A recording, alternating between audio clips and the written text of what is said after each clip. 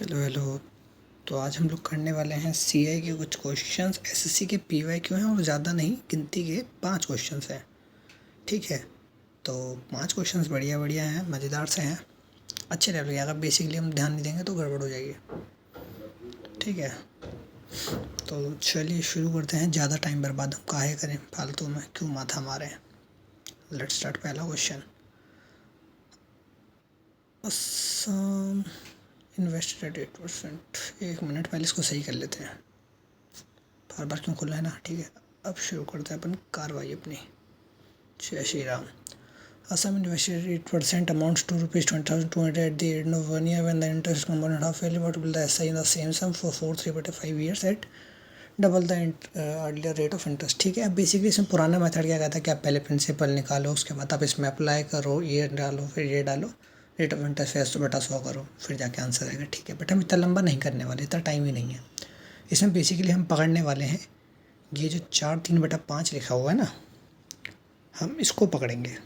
ठीक है, ये जो है 4/3/5, इसका मतलब हो जाता है 23/5। इसको लिख भी देते हैं यहाँ पर कि ये 23/5 है। अब एसआई के फॉर्मूला क्या होता है, P/R/T/100, यानी कि टाइम तो उसमें आना ही आना है, और टाइम में जब ऊपर प्राइम नंबर है तो 23 का तो मल्टीपल आंसर होगा ही होगा। तो हम ये लिख देते हैं कि 23 का मल्टीपल होगा आंसर, ये श्योर है हम इस चीज़ को लेके। ठीक है, तो अब हम लोग देखते हैं। 23 पंजे 115 होता है, 115 + 23 करेंगे 138, बाकी सारे उसमें कम है, 138 का आंसर हो जाएगा। इसे मार्क कर दो। जय श्री राम। ओके, अब देखते हैं अगला क्वेश्चन। इसको सेव कर देते हैं, बाकी तो इसमें कुछ भी नहीं था, यही करना था अपने को। तो सेव होने में टाइम लगता है। ठीक है, ये आया अगला question. A sum of rupees lent at 10% compound what is the difference between the CI for 3rd and 4th year. ठीक है, तो बेसिकली इसमें 1 साल का जब हमें गैप दे रखा है तो बेसिकली हमें 10 का 10% निकालना है। ठीक है, उससे हम यूनिट रेट वाला अंदाज़ा लगा लेंगे। तो जब हम 18,000 का 10 का 10 करेंगे तो यानी 1/10 इसका, 1/10 उसका, तो यानी कि एंड में 18 तो आएगा ही आएगा। तो इसमें केवल सी ऑप्शन में 18 दिख रहा है, वही आंसर हो जाएगा। मार्क कर दो।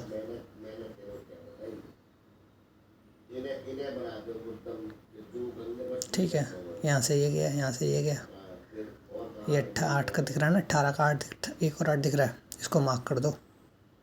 जय श्री राम, बढ़िया, मज़ा आ रहा है। ओके, ज़्यादा कोई लफड़ेबाजी नहीं है इसके अंदर। अगला देखते हैं। सेव करते हैं इससे पहले।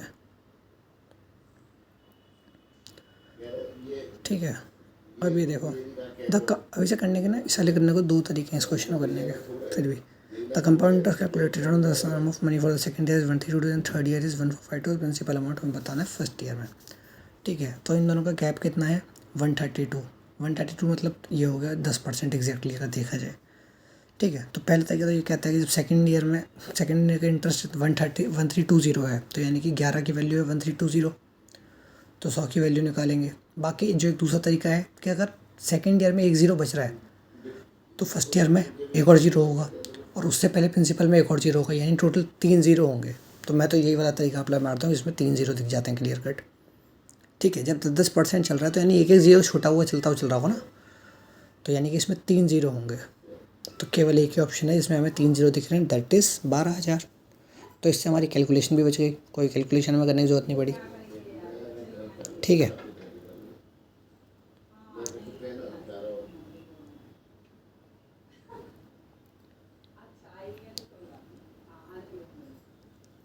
sum amounts to rupees 6120 in 2 years, 7340 in 3 years at compound interest. The sum is rounded off 2 decimal। अब हमें राउंडेड ऑफ बोलते तो बेसिकली अप्रॉक्सीमेशन ही लगाना है, कोई फालतू का दिमाग नहीं चलाना है इसमें पे अपने को। ठीक है, अब एक चीज़ देखो, 6120 7340 से कितना छोटा है, लगभग 1200 का ये गैप बनता है। अप्रॉक्सीमेशन लगा रहे हैं ना, इसलिए हम लोग 1200 का आइडिया लेंगे, और वो 612 है, तो लगभग हम मान लेते हैं 20% इसका। 20% का मतलब हो जाएगा 2 साल का हो जाएगा 44%, यानी कि 144% हो जाएगा, है ना। तो 6120 बटा 144 जब हम करेंगे, जब हम इसे काटेंगे, तो हम इसे काट देते हैं फटाफट से। 12 से जब हम इसे काटेंगे तो 510 बटा 12। ठीक है। जब हम इसको भी काट देंगे तो 4 2, यानी कि स्टार्टिंग में 4 2 तो आएगा ही आएगा। तो 4 2 वाला केवल एक ही ऑप्शन है, उसी को मार्क कर देंगे। पूरा करने की जरूरत नहीं है, कोई कैलकुलेशन हमें एग्जैक्टली नहीं निकालनी थी। ठीक है, बहुत सही। अगला देखते हैं। ये वाला क्वेश्चन सबसे बढ़िया और सबसे लास्ट में मैंने इसको इसलिए ही रखा है।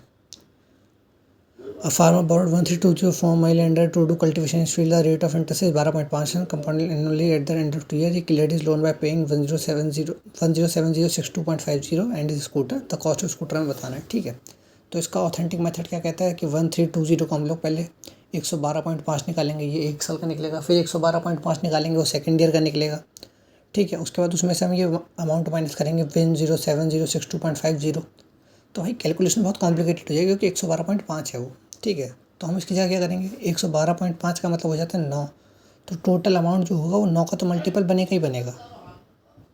ठीक है, वो 9 का मल्टीपल होगा। अब उसमें से हमें ये हटाना होगा नीचे वाली वैल्यू, तो नीचे वाली वैल्यू का डिटेल्स हम लोग चेक कर लेंगे अब। ठीक है, नीचे वाली उसका हम लोग डिटेल्स हम निकालेंगे। तो 7 गया, 2 गया, 6 5 11 और एक 12, 12 मतलब कि 3। तो 9 माइनस 3 करेंगे इक्वल टू 6। तो स्कूटर की जो प्राइस वैल्यू आई है वो 6 होगा उसका डिजिटल सम। अब इन सब का डिजिटल सम अलग अलग है ऑप्शंस का, ये चीज़ हमने पहले ही देख ली है। ठीक है, तो इसका मतलब ऑप्शन सी हो जाएगा इसका आंसर। अब इसे नॉर्मल तरीके से करते हैं ना, वैसे अब बहुत माथा लगता है, बहुत मेहनत लगती है, फालतू का इतने एफर्ट्स मारने पड़ते हैं, बट इससे काफ़ी जल्दी हो गया। तो 100 जब 12.5% दे रखा हो, 8% दे रखा हो, तो हम लोग ये 9 वाला मल्टीपल चेक कर सकते हैं, मतलब वो सॉरी डिजिटल सम 9 का। ठीक है, इस चीज़ से हम कंफर्म कर सकते हैं, मल्टीपल भी चेक कर सकते हैं। तो चलो, हो गया आज का। पसंद आए तो लाइक शेयर सब्सक्राइब कर कमेंट कर दें अपनी, जो भी है आप लोग करना कर दो, क्या ही जा रहा। ठीक है, तब तक के लिए मिलते हैं, बाय बाय, जय श्री राम।